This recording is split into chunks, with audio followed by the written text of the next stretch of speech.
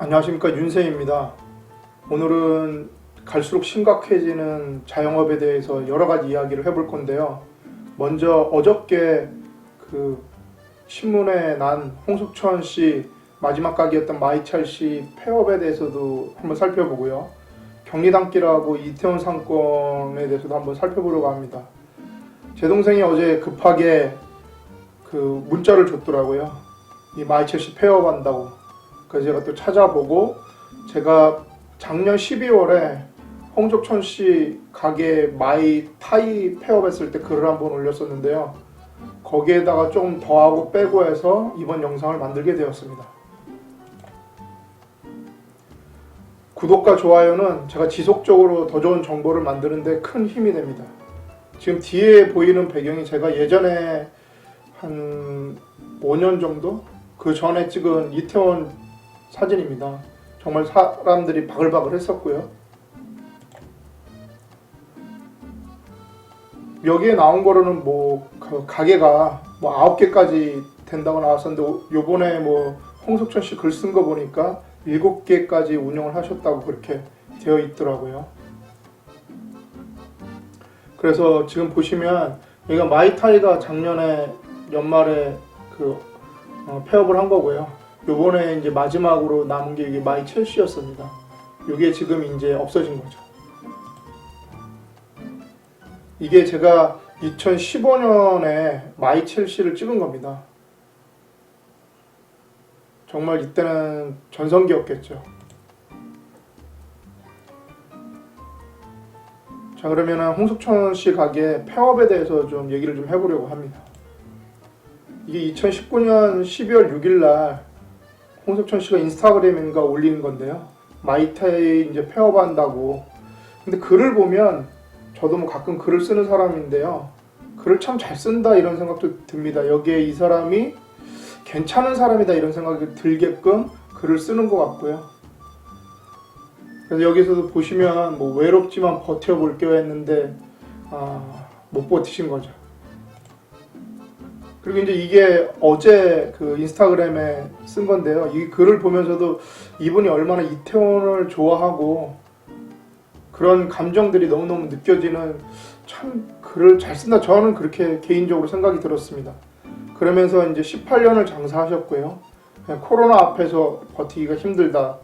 그리고 건물주들하고 관에서 일하는 분들하고 잘 맞지 않았다. 이런 이야기가 들어 있습니다. 그리고 언제일지 모르지만 다시 돌아온다고 쓰셨고요. 그 이유는 이태원을 너무너무 사랑하기 때문이라고 쓰셨습니다. 그리고 마지막에, 그러니까 이게 어제 쓴 글인데 이제 오늘까지 영업한다고 썼고요. 그 다음에 10월 13일까지 공간이 비어 있으니까 쓰고 싶은 분들은 연락하세요라고, 참 남을 배려하는 그런 글도 이렇게 쓰시고 정말 좀 괜찮다고 생각합니다. 그래서 저는 홍석천 씨를 믿고 싶고요. 제가 좀 그 상권 분석이나 이런 거를 하러 돌아다니는 게 직업이라서 그 이태원이나 경리단길 이런 데도 정말 많이 갔었거든요. 근데 죄송하지만 제가 홍석천 씨 가게는 한 번도 간 적은 없습니다. 아까 전에 사진 찍었지만 다 외부에서 찍고 했습니다. 근데 만약에 이제 홍석천 씨가 다시 돌아온다고 하셨으니까 바로 돌아오신다면 제가 꼭 방문을 한번 하고 싶습니다. 약속드리겠습니다. 자, 그러면은 경리단길 상권하고 이태원 상권 한번 볼 텐데요. 지도를 보면서 한번 설명을 드리고 그 다음에 공통점과 차이점을 알아보겠습니다.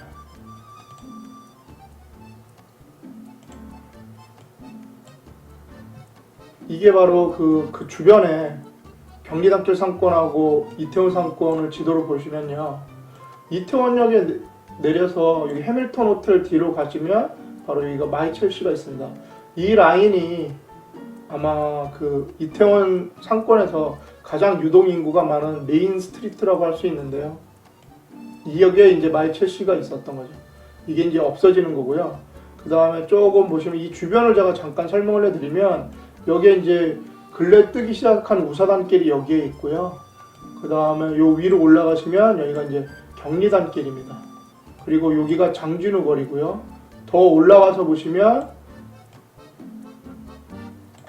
여기 이제 해방촌이 있죠. 그래서 이렇게 상권은 널찍널찍하게 되어 있고요. 그 다음에 경리단길 이쪽엔 좀 경사가 좀 있죠. 그리고 장진후 거리는 경사가 아주 좀 낮습니다. 그래서 장진후 거리가 이분이 여기를 잘 선택했다는 생각이 드는 건 하나죠. 경리단길에 비해서 경사가 낮아서 접근하기 훨씬 더 좋고요. 여기로 가게 되는 이유가 되는 것 같습니다.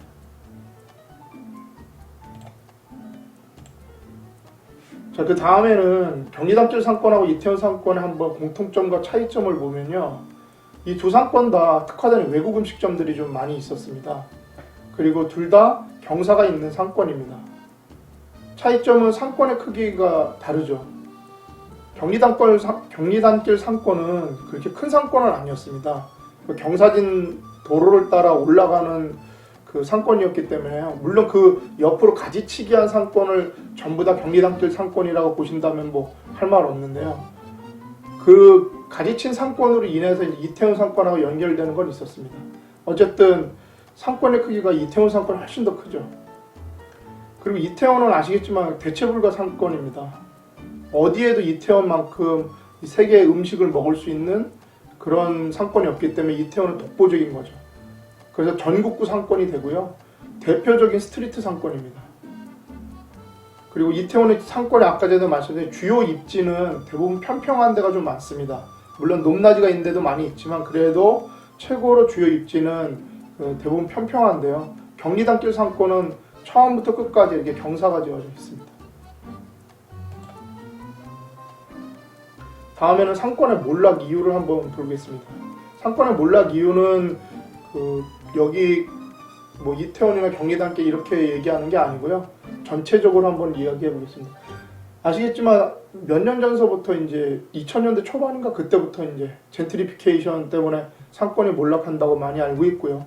다음에는 대체 상권의 등장으로 상권이 몰락하기도 합니다. 그리고 빨대 효과라는 게 있어서 몰락도 하고요. 이제 아시겠지만 전염병 코로나입니다. 이렇게 해서 제가 한번 상권의 몰락 이유를 살펴봤고요. 젠트리피케이션은 원래는 구도심 지역이 활성화되어서 저소득층 원주민이 대체하는 현상 뭐 이런 거라고 하는데요. 우리나라에서는 간단히 얘기하자면 상권이 활성화되면서 임대료가 급등하고 임대료를 감당할 수 없어서 기존 상인들이 다른 상권으로 떠나게 되는 것. 이게 바로 상권에 대한 그 젠트리피케이션이 있어서 몰락하는 거죠.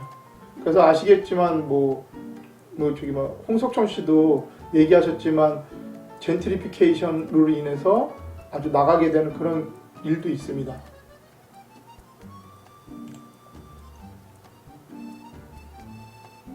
그 다음에 두 번째는 대체 상권의 등장입니다. 그래서 주변에 만약에 이 상권이 좀 큰 상권이라 그래도 주변에 만약에 전철역이 들어오면요. 대부분이 그 전철역 쪽으로 상권이 커지게 되고 기존 상권이 몰락하게 됩니다. 그래서 대체 상권이 등장하면 상권이 몰락하게 되고요. 다음에 빨대 효과라고 처음에 이제 이 의미는 고속 교통수단의 개통으로 인해서 인구가 유출되는 현상을 이야기하는데요. 예를 들면 KTX가 생기니까 병원 고객이 감소했다든지 부산에 ITX가 생기니까 춘천 자취생이 감소했다든지 분당선이 생기니까 신분당선이 생기니까 정자동의 카페거리가 침체된다든지 이런 걸 갖다가 상권의 이쪽에서 빨아들인다. 그래서 그 상권이 몰락하는 겁니다. 그리고 저도 이제 많이 생각해 봤는데 바로 이 전염병입니다. 저도 이 초유의 사태 때문에 여러 가지 생각을 많이 하게 되는데요. 이렇게 정리를 해봤습니다. 전염병 코로나19 이렇게 되면은 제가 보기에는 아주 가장 강력한 상권의 몰락이 되더라고요. 여태까지 살펴본 젠트리피케이션은 구상권이 이렇게 좀 바뀌는 거 이렇게 정도만 되고 점점이 나타났다면 전염병이 도니까 완전히 대한민국 전체 상권이 좀 주춤하게 된다 그럴까요? 그렇게 되더라고요. 그리고 이거는 일부 상권의 문제가 아니고요. 아시겠지만 전체 상권의 침체가 되기 시작하고요. 그리고 이 상권의 몰락은요. 다른 부동산도 대부분 마찬가지인데요. 약한 상권에서 시작해서 강한 상권으로 이동합니다. 그래서 코로나19가 계속되면 약한 상권이 계속 더 안 좋은 거죠. 그리고 너무 길어지면 강한 상권이라고 해도 타격을 입게 되는 거고요.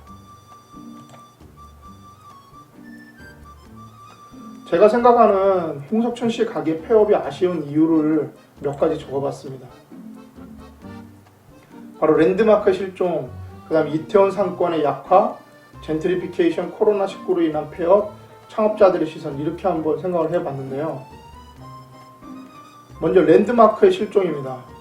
제 생각에는 이태원 하면 생각나는 건, 그러니까 음식점으로는 저는 이태원 상권 하면 생각나는 게 이 홍석천 씨가 제일 먼저였습니다.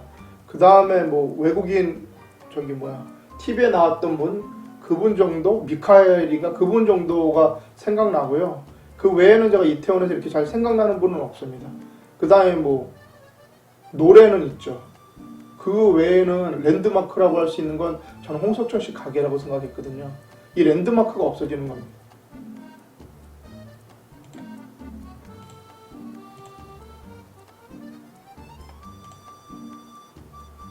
두 번째는 이태원 상권이 약하다는 겁니다. 그러니까 여기가 없어진다고 해서 뭐 영향이 있다 이렇게 생각하면 안 되고요. 제 생각에는 어쨌든 약간의 영향이 무조건 있게 된다는 거죠. 그리고 이태원 상권은 제가 아까에도 말씀드렸듯이 대체 불가한 상권이고 전국구 상권이고 스트리트 상권인데 이렇게 랜드마크적인 뭔가가 없어진다는 건 상권에 대단히 부정적인 영향을 미치게 됩니다.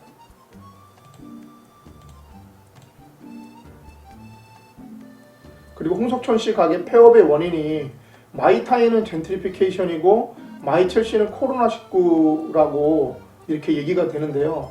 이게 참 아쉬운 거죠. 그러니까 본인이 뭐 영업을 잘 못해서 다른 이유가 있어서 마케팅을 잘 못해서 그런 게 아니고 어떻게 보면은 젠트리피케이션이나 코로나19 둘 다 외부적인 영향이라는 거죠. 좀 그게 저는 좀 가슴이 아픕니다. 네 번째는 그 창업자들의 부정적인 시선이죠. 그러니까 여기 그 홍석천 씨가 얘기했는데 18년간 장사를 했다고. 그런데 다른 사람들이 볼 때는 홍석천 씨가 음식도 뭐 음식 프로그램에서 아주 우승도 많이 할 정도로 음식도 잘하는 사람이었고 연예인들도 많이 방문하는 곳이었고 그런 가게였습니다. 그렇게 18년을 장사한 홍석천 씨도 폐업했는데 내가 할 수 있을까 이런 생각이 들 거라고 생각드는 거죠. 그래서 이태원에서는 창업하기가 쉽지 않겠다라고 예비 창업자들의 부정적인 시선을 가질까봐 그게 좀 아쉽습니다.